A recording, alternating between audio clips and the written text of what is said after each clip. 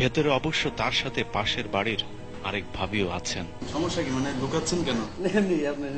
সমস্যা নেই ভাই, প্লিজ প্লিজ, সমস্যা নেই। আপনার সমস্যা না থাকলে আমারও সমস্যা নেই। রুম ভাড়া কত করে নেয়? রুম এটা বেশি না। কত নেয়? 500 টাকা নিয়েছে। 500? কতক্ষণের জন্য? 1 ঘন্টা।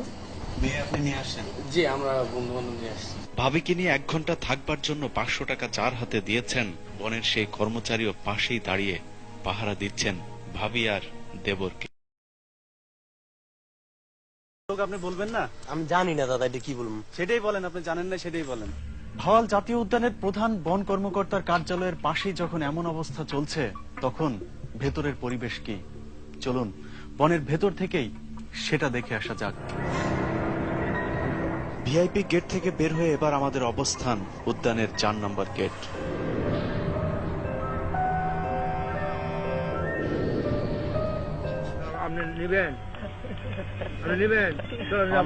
গেটের সামনে যেতেই এক রিকশা চালক ডাকলেন, মামা লাগবে নাকি? কি লাগবে সেটা মামার মুখেই শুনবো। হিন্দু মেয়ে থাকতে মাত্র ভালো। রেট কত নিব? 300। গরিও ভালো। কতক্ষণ সময় দিব আমার?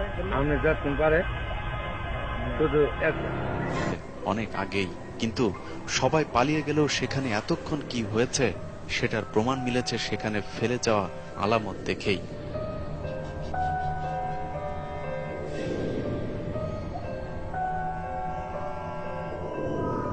এভাবে ঢাকঢোল পিটিয়ে পুলিশও মাঝে মধ্যেই অভিযান চালিয়ে দাঁড়াবে, চলুন সেটা দেখে আসি।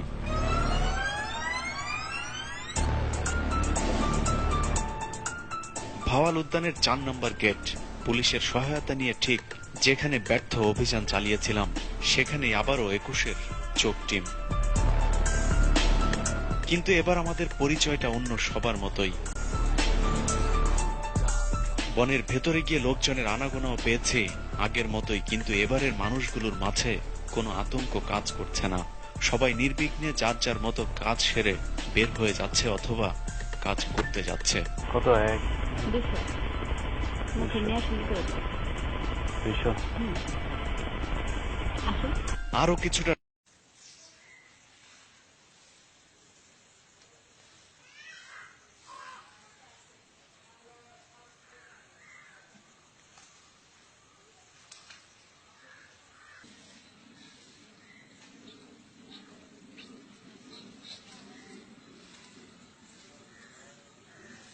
মূল আস্তানা, মোটামুটি ছোটখাটো দেহ ব্যবসার বাজার জমেছে সেখানে।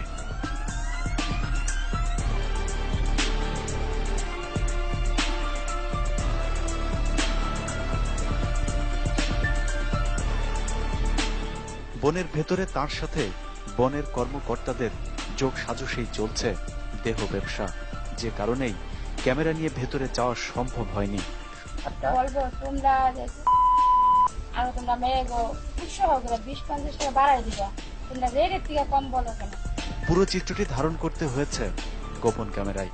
মাঝে একবার মোবাইলে ভিডিও নেবার চেষ্টা করেছিলাম, কিন্তু তারা এতটাই তৎপর যে মোবাইল বের করতেই বুঝে ফেলে সবকিছু।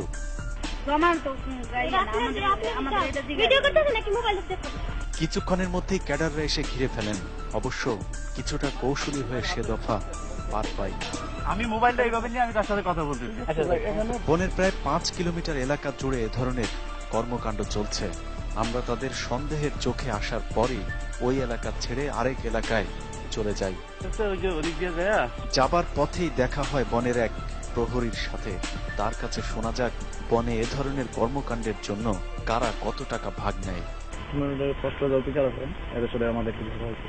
হেরা খায় না, হেরা তো আগে খায়, সব দিকে আছে, খাওয়া আবার বন্ধ করে না। হেরা এগুলো আমরা বন্ধ করছি। আমি দিতাম 1 কেজি, আমি 1.5 কেজি দিতে পারবো না। আমি 1 কেজি মালিক, আমি 1.5 কেজি দেখতে পার গেটের সামনে কেটে আলে যায় সব মন্দির